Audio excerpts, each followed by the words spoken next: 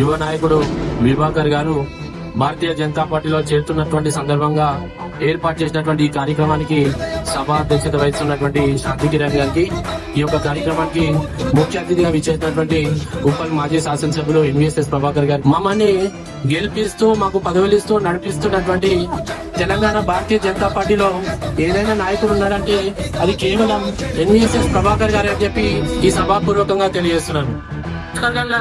సుమారు 6 లక్షల ఓటర్లు ఉన్నారు. 500 కాలనీలు ఉన్నాయి. ప్రతి కాలనీ ప్రతి గల్లీలో కూడా ఒక నాయకుడిని తయారు చేసి ఆ నాయకుడితో స్వయంగా సంభాషణ జరుపుతూ ఎప్పుడు ఎలక్షన్లు వచ్చినా కానీ ఉప్పల్ అంటే బీజేపీ అంటే ఎన్వీఎస్ఎస్ ప్రభాకర్ అనే విధంగా మనం నడిపిస్తా ఉన్నటువంటి వ్యక్తి ఎన్వీఎస్ఎస్ ప్రభాకర్ గారు.